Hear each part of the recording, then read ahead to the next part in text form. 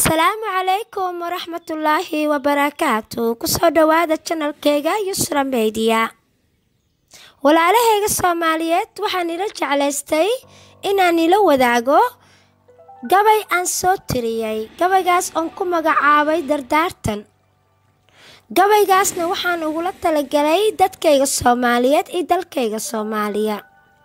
Dhammaantiina waxaan leeyahay dhageysi wacan iyo isku soo laabasho dambe.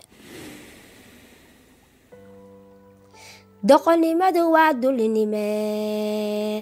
dullinimada iska daayo dalaalka doolarka nigu gadanaya iska deeriyay damiirkiinana dib u soo ceshtay daqaradii iyo dhiiggii sokeeyeyna iska daaweeyay oo daana isku dadayna iska qaado deegaanadiina dib isugu furaa dunidan hormartay daanyeerka iyo diiquba isku danay noqdeene isku damqado dadnimadiina ha dulayninay damiirkiina ha duuginoo isku diirnaxay dabkaan niga dhex shidanna iska danshay dugaaga ha isku diir noqonine dantiina garto qalbiyadiina nabad ka doonaa dabadhilifka iska duugo dhulkiina iyo dakooyinkiina gacantiina dib ugu soo ceshtay diintiina dib u soo tixraacdo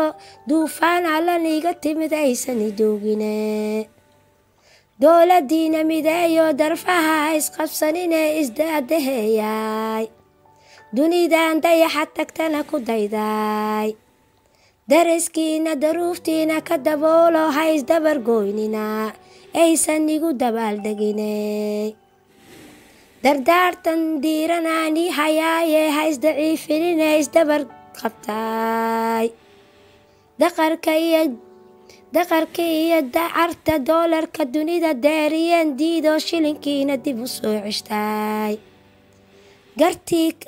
gartii kaa daadegtaa la daryeelaaye duqii doqon dandiima ahee dalkiina dadkiina diintiina ha duuginay. Walaalahayga igu qaaliga ah aad ayaan iga mahad celinayaa sida dhiiran aad ii dhagaysateen.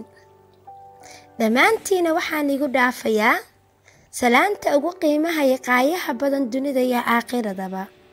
Assalaamu calaykum waraxmatullaahi wabarakaatu dhammaantiina iyo isku soo noqosho dambe oo xiiso leh insha Allah biidnillaahi kariim.